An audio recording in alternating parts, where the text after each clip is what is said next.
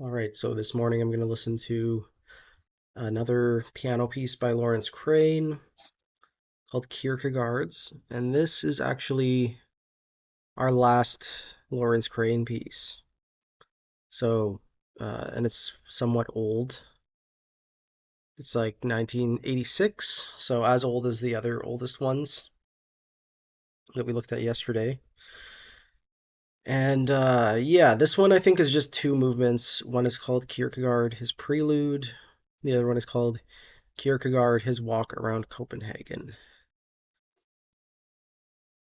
Some things that immediately strike me about this score is there's like dynamics and crescendi and decrescendi, fermatas. These are things that we have not been seeing, especially the crescendi and decrescendi. We've not been seeing this in Lawrence Crane's work. Um, Second piece has a little bit less going on with dynamics. It just has a single dynamic level. So I should recommend if this is your first exposure to Lawrence Crane's music. I have all these other episodes of his piano pieces. We've basically gone through every piano piece he wrote. Um, so yeah, let's just do this.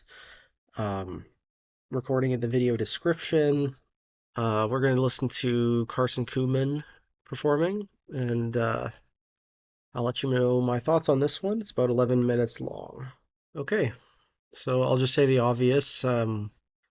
These are two completely different pieces, and as sort of a diptych, they create a lot of contrast. Um, the first one is very restrained in its like use of harmony. It just kind of oscillates between G and A until the ending, where the left hand then goes down to explore like E major, F major.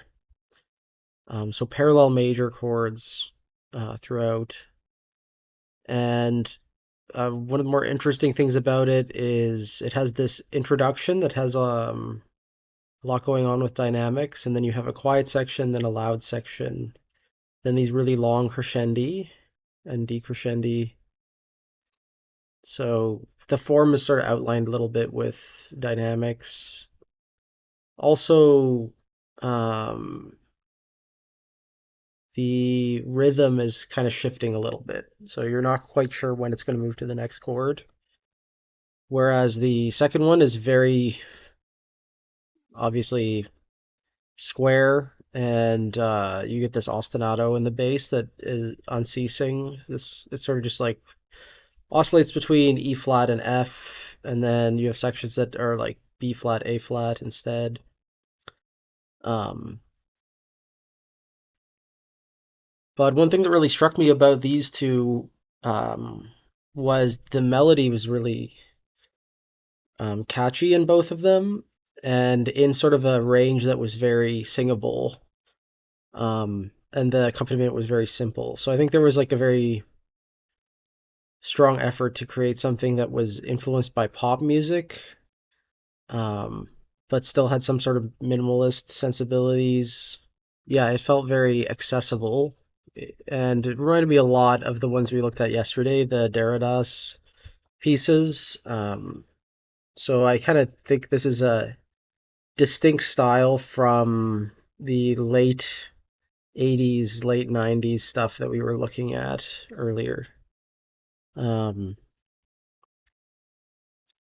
yeah, it's been fun. Carson's performance is not bad. It gives me a really good sense of the piece, and he's really great about rhythm. Was very rock steady, so I got the full effect of the piece. So, what we do tomorrow?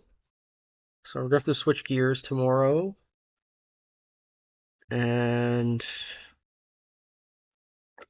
I'm trying to think what else is in around 1986. Morton Feldman. So yeah, we're gonna listen to some Morton Feldman tomorrow, and thankfully it's a shorter one. It actually is the first piece by Feldman that I ever heard, so that's kind of fortunate that it's the first one we're getting to in our piano series.